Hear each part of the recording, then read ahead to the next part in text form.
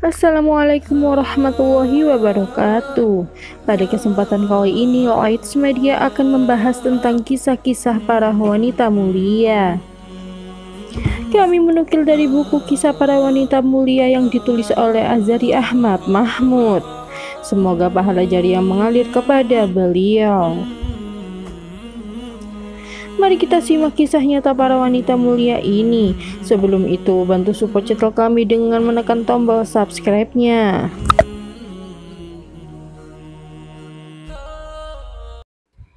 Ummu Darda As-Sughra. Siapakah gadis kecil yang duduk di halaqah para ahli baca Al-Quran itu? Setiap pagi dan sore dia pulang pergi ke masjid yang suci itu, di kota yang suci pula, yakni di Masjid Nabi Sallallahu Alaihi Wasallam di kota Madinah. Dia meminum dari mutiara ilmu dan menghirup dari wangi parfum yang bersih. Dia belajar tentang hikmah dan melihat cahaya hidayah dari dekat. Dia tumbuh sebagai anak yatim di rumah yang suci itu, di mana mereka memberinya pendidikan dengan adab dan kemuliaan yang luhur, sebagaimana mereka memberinya makanan. Dia belajar dari pemilik rumah itu tentang jalan Nabi Sallallahu Alaihi Wasallam dan hidayah yang diridhoi. Pemilik rumah itu amat menyayanginya, sangat antusias untuk memberikan sesuatu yang bermanfaat baginya dan menginginkan kebaikan baginya. Di rumah itu, gadis kecil ini tak merasakan pahitnya hidup sebagai anak yatim dan keterasingan tinggal di rumah itu. Pemilik rumah ini, di mana gadis kecil itu tumbuh di dalamnya, merupakan bulan yang bersinar, bintang yang suci, dan mutiara di kalung yang sangat berharga. Dia adalah seorang yang bijak, berilmu, ahli ibadah, dan seorang yang hidup zuhud di dunia. Abu Darda radhiyallahu an.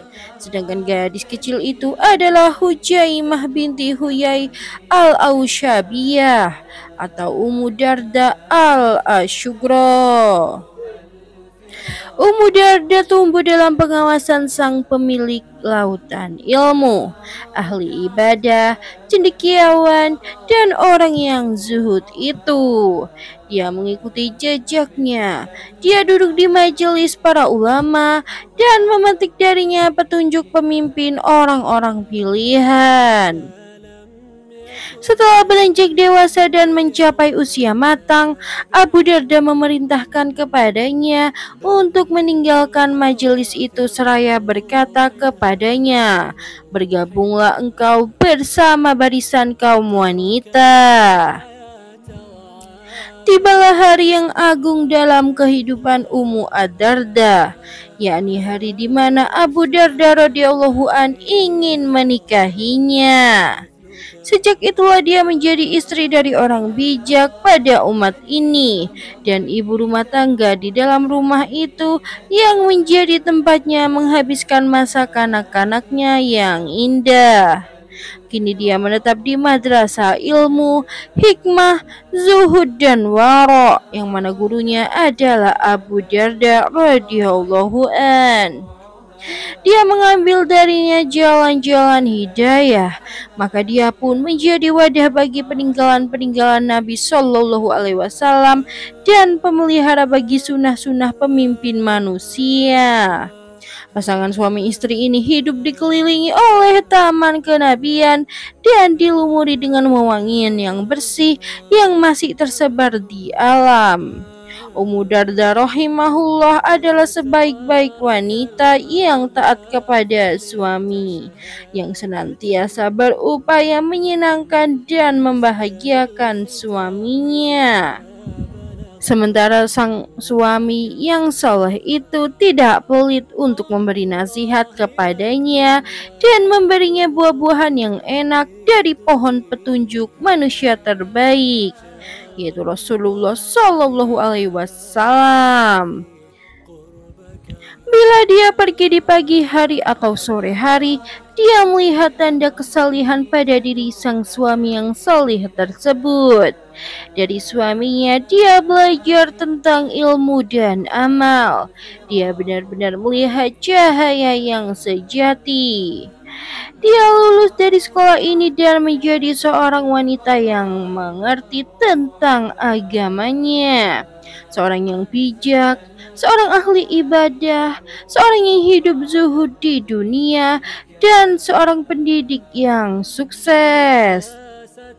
Ya, tidak ada yang lebih berharga daripada sepasang suami istri ini yang telah disatukan oleh cinta agama dan cinta kepada Allah.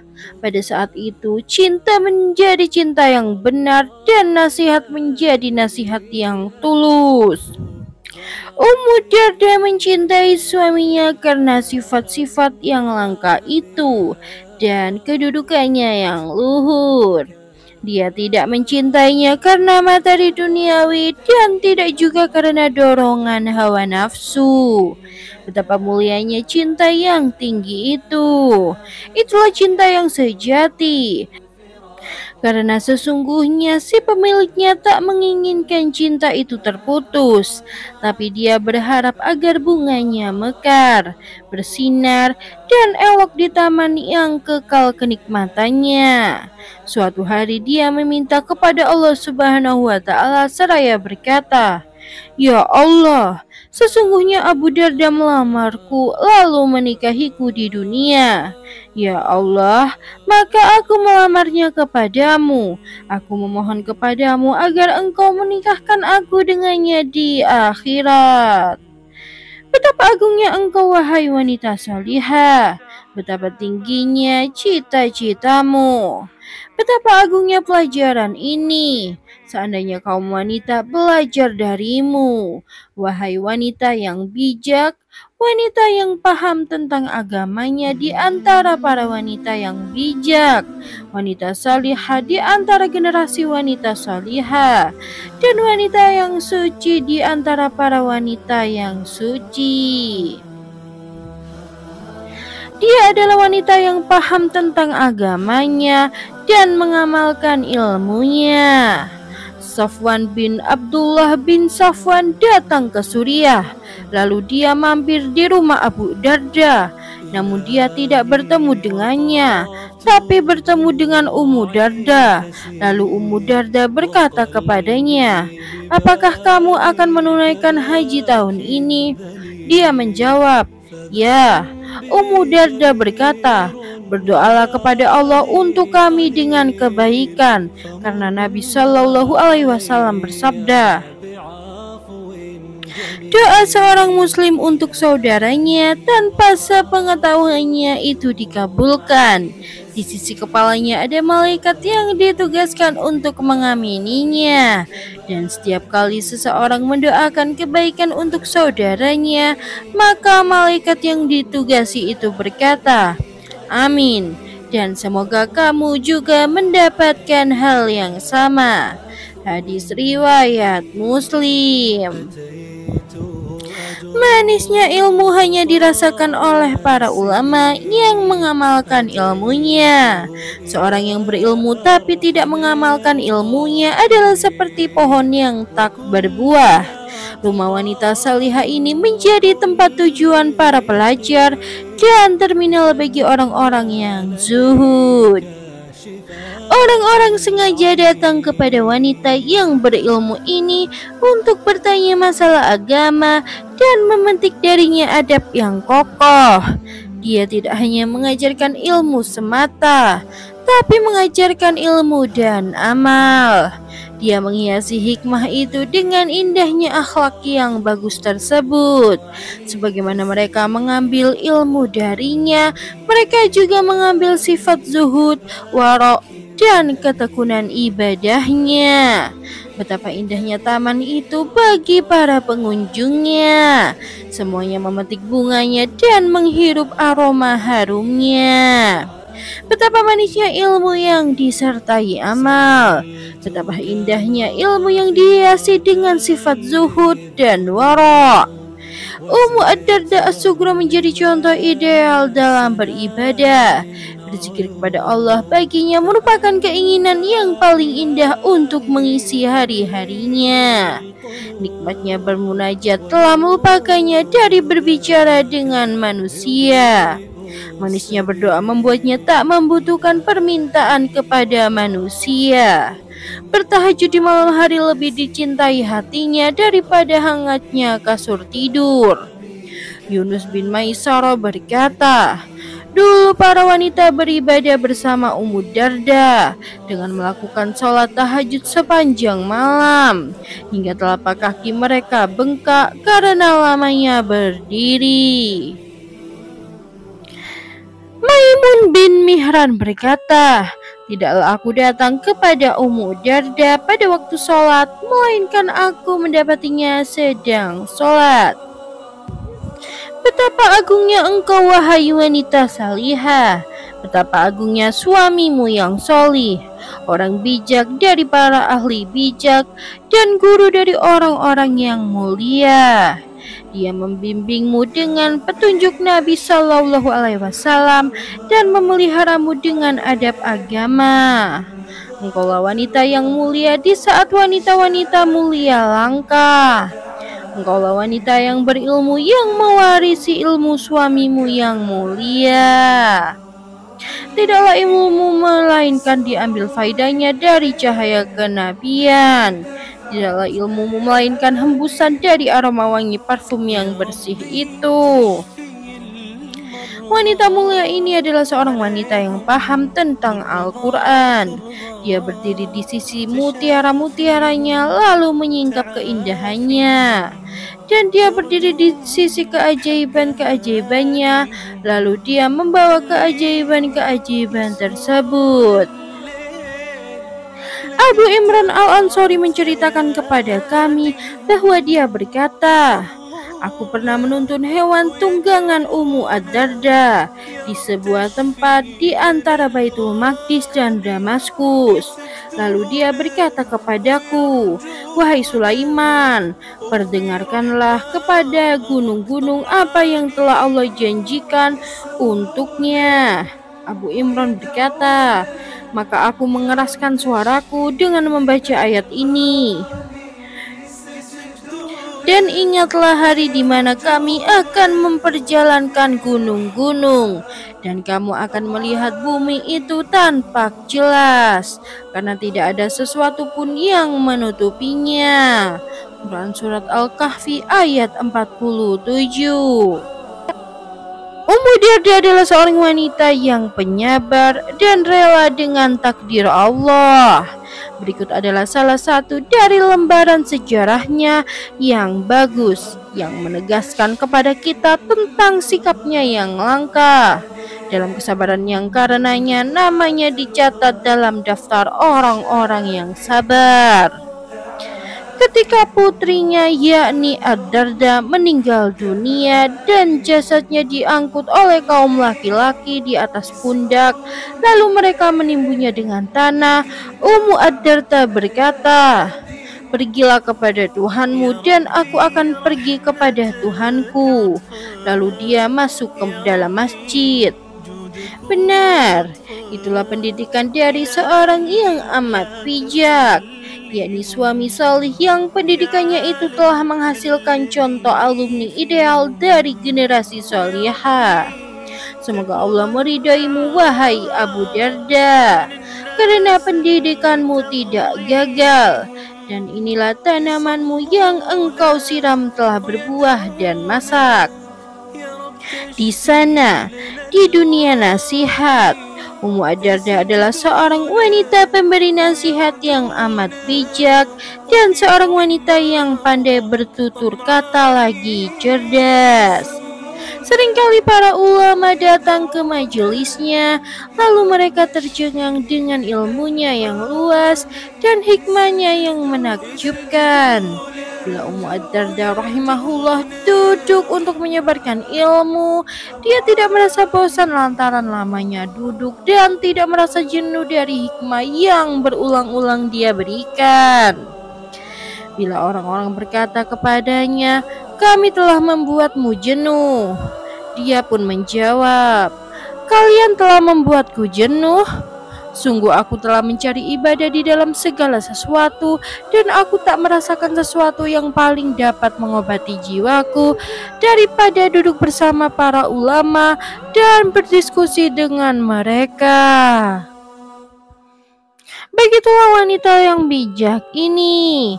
Dia tidak hanya memberi nasihat dengan lisannya saja, tapi dia juga seorang yang berilmu, yang mengamalkan ilmunya dan memberi nasihat kepadanya sebelum memberi nasihat kepada orang lain. Di majelis yang penuh dengan air hikmah dan lebat dengan bunga ilmu ini, Ummu Ad-Darda menebarkan mutiara hikmah dan menyebarkan harumnya ilmu. Inilah salah satu dari sekian banyak hikmahnya yang langkah yang dapat ditangkap oleh telinga-telinga yang mendengarkan hikmah. Ummu Ad-Darda berkata, "Sungguh, zikir kepada Allah adalah lebih besar. Bila kamu sholat, maka itu adalah zikir kepada Allah. Bila kamu puasa, maka itu adalah zikir kepada Allah. Setiap kebaikan yang engkau amalkan adalah zikir kepada Allah. Setiap keburukan yang engkau jauhi adalah zikir kepada Allah. Dan zikir yang paling utama adalah mengucapkan Subhanallah." Begitulah Ummu Darda, seorang wanita yang amat bijak yang berada di atas puncak pohon rindang orang-orang yang bijak. Dia adalah seorang penasihat yang sukses dan seorang dai yang cerdas. Utsman bin Hayyan berkata, "Kami pernah memakan suatu makanan bersama Ad-Darda, lalu kami lupa mengucapkan Alhamdulillah. Maka dia berkata, 'Wahai anakku, jangan lupa untuk berzikir kepada Allah setelah menyantap makanan kalian, karena makan yang diiringi pujian itu lebih baik daripada makan yang diiringi diam.' Suatu hari ada seorang laki-laki bertanya kepadanya, 'Aku merasakan suatu penyakit di dalam hatiku yang tak aku temukan obatnya. Aku merasakan hati yang amat keras dan angan-angan yang panjang.' Ummu Ad-Darda memberinya resep. 'Pergilah ke kubur dan lihatlah orang-orang yang telah mati.' Begitulah Ummu Ad-Darda menghabiskan hidupnya, menyebarkan ilmu yang bermanfaat, mengajak orang kepada hidayah, dan menjadi contoh ideal dalam ilmu dan pengalamannya. Hingga hari-hari kehidupannya habis dan tibalah hari di mana semua harus ditinggal pergi untuk melakukan perjalanan abadi. Di negeri Syam itulah berakhir perjalanan hidupnya, yakni pada tahun 82 Hijriah. Kematian menjemput wanita solihah yang paham tentang agamanya ini, orang yang bijak lagi ahli ibadah, Ummu Ad-Darda As-Sughra Hujaimah Al-Ausabiyah rahimahullah. Wanita yang bertakwa ini pergi meninggalkan dunia setelah menjalani hidup yang penuh dengan kemuliaan ilmu, nasihat, dan menyebarkan hikmah. Maka pantaslah dia menjadi istri Abu Ad-Darda, gurunya yang pertama dan sumber ilmunya. Namanya menyatu dengan nama suaminya, ilmunya menyatu dengan ilmunya, dan kemuliaannya menyatu dengan kemuliaannya. Dia menyertai suaminya di negeri yang kekal dan dikuburkan di sampingnya. Semoga Allah mewujudkan cita-citanya untuk menjadi pendamping suaminya di negeri yang mulia dan tempat kenikmatan yang kekal, yaitu surga. Semoga Allah meridai wanita bijak yang memiliki keutamaan dan wanita yang memiliki sikap yang luhur ini, dan semoga Allah membahagiakannya di dalam surga yang kekal yang merupakan sebaik-baik pemberiannya yang abadi. Itulah tadi kisah Ummu Ad-Darda. Banyak sekali pastinya hikmah yang bisa diambil dari kisah tersebut. Dengan itu kami mohon pamit. Semoga kisah yang kami nukilkan ini bisa bermanfaat. Jangan lupa untuk selalu dukung channel kami dengan like, comment, and subscribe. Wassalamualaikum warahmatullahi wabarakatuh.